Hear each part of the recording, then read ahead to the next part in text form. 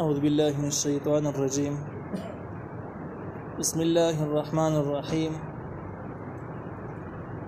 إنما الحياة الدنيا لعب ولهو وإن تؤمنوا وتتقوا يؤتكم أجوركم ولا يسألكم أموالكم.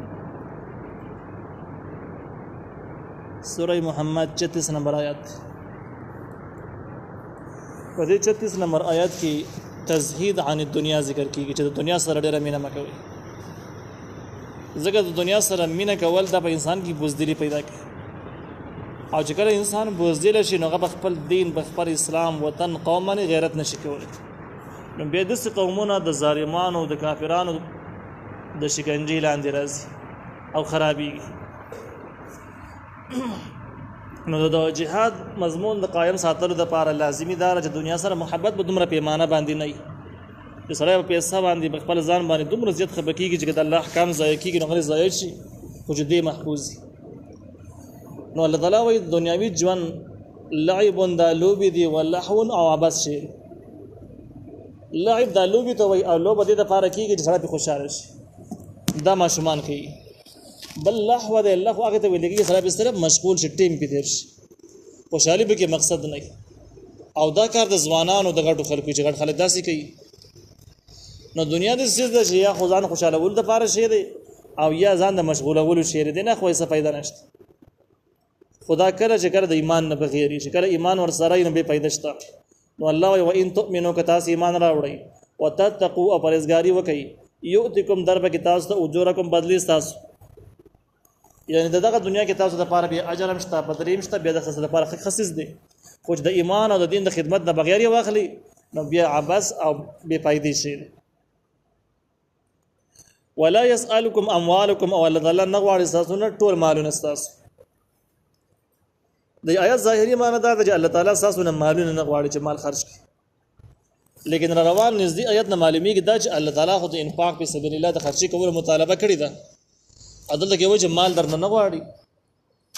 د دې مفسرینو دوه جوابونه کړي دي. یو جواب دا ده چې لا يسألكم نه غواړي ستاسو نه اموالکم مالونه د خپل ځان لپاره. الله تعالی چې د کومې خرچي خبره کړل دا مالونه د ځان نه لاغل چې ځان د الله په کار ځان لنی دي په کار. تاسو مالونه باندې الله سکه تاسو له الله درکړي دي، الله به سکه.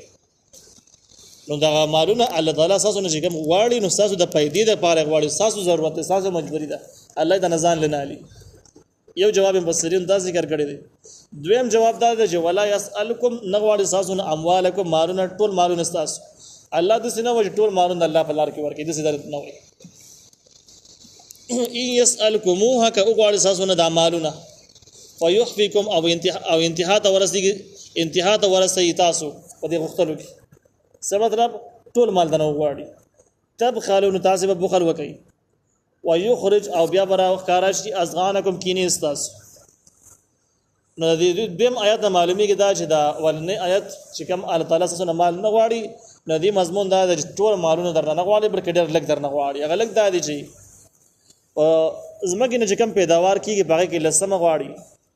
او بزنو کې شلمه ده چې کوم باندې خرچه کیږي به قربان دي. دغه شان ده کې په ګړو بيزو کې سلامه ده، په عامو پیسو کې چې کوم ده نو سوريختمه ده، دا خو ډېر لري حصہ ده، لري سیز دي. زمکه بارک نبی عليه السلام حدیث مبارک ده چې کله ما يخرج من الارض ففيه عشر، هر هغه شی چې زمکه ناراوزی خارجي کې باغې کې لسمه راځي. لدې آیات حدیث په عموم په وجه باندې مونږ وایو چې هر هغه شی چې زمکه ناراوزی پیداوار کی هغه نه بل سم د سمې سور کی. البته د زمانہ کې د زکات خلاف هم ډېری فتنې شته او ځینې حضرات به دعوه کړې ده چې د اتیا او منو نه کمی نه زکات به ورکړي. اتیا او منو مطلب دا د زکات د راکو کې بچا باندې وای نشته، هیڅ څوک دې نه ورکړي. د زکات خلاف یو مهم بیا ډېر عجیبه ناشنا خبره ده چې خلک په خپل باندې زکات هم را غونډي، زکات غواړي. نو دې خلکو ته وایي چې ته خو زکات بوجي تقسیمې زکات غواړي او تاسو وایي چې اتیا او منو نخکته یې نو بده کې زکات یې نه بیا زکات د څه غونډوي. دې خلکو خو اتیا مننه کیږي، اتیا مننه د راکو کې نشته. نو دوی بیا په ځای باندې جوابونه دسي کوي چې دا خلک چې کم دي نعوذ بالله دا مشرکان دي او جزیه او ټیکس خورا راکې نه زکات باندې به درا غونډو دوکا به وسکو. دی جواب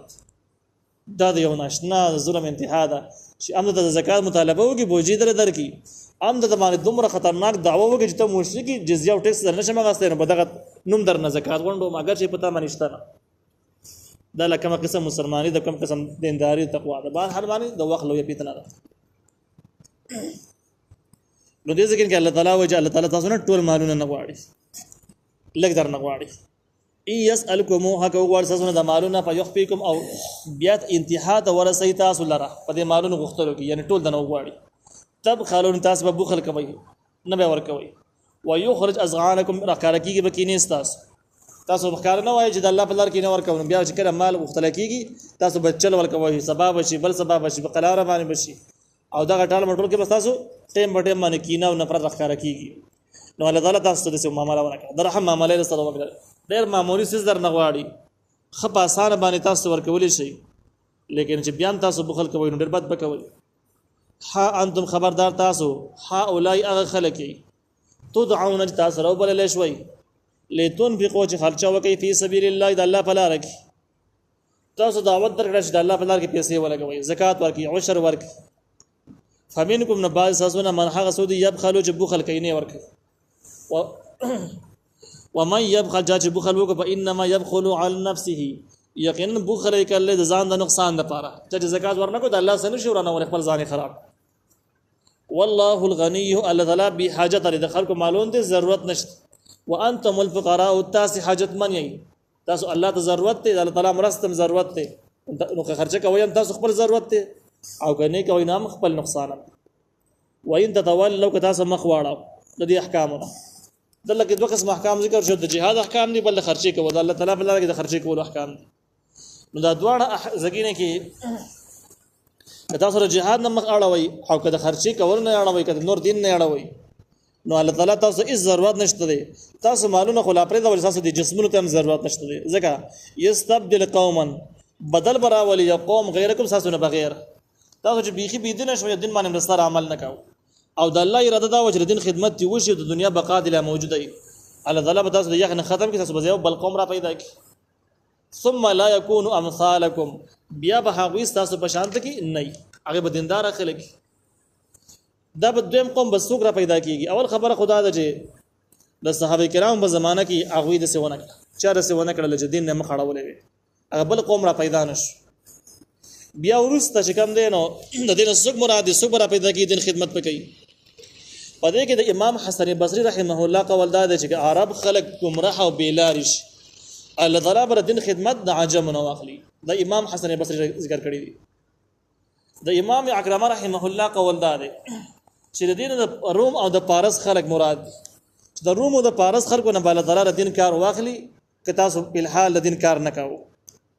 پدې کې د ابو هريره رضی الله عنه قول دا دی چې نبی عليه السلام کړه د آیات مبارکه ول وسره صحابه کرامو ته پوښتنه وکړه چې کوم خود سي نه کو الله دې نه کی موږ خو دین خدمت کوو کوم بیا نه کوو الله تعالی موږ ختمي بل قوم برابر بل قوم بسوک نو سلمان فارسی رضی الله عنه د نبی عليه السلام په خوا کې ناستو نبی عليه السلام د هغه ورون باندې لاس کې خو د قسم خلک الله تعالی بر دین کاروالي او به ویل چې دا هغه قوم دی په دې کې د خلک شته دی چې کړه دین او علم سریه ستوري ته بر اسمان ته وخیږي او برزمکه باندې نه دومره ګران شي نو په دې پارس کې د خلک شته به پارسیوانانو کې چې دا خلک به بر سریه ستوري ته وخیږي د علم به حاصل کی امام سیوطی رحمه الله په دې حدیث په حواله باندې کوم دا امام ترمذی رحمه الله ذکر کړی دی او دا شان کې مصدرک حاکم ذکر کړی دی او دا تفسیر مظهری نقل کړی دی خپل تفسیر کې امام سیوطی رحمه الله په دې باره کې لیکلی دی چې ردی مصداق امام ابو حنیفه رحمه الله او هغه ملګری دي چې دا خلک هم د پارسی ژبه والا خلک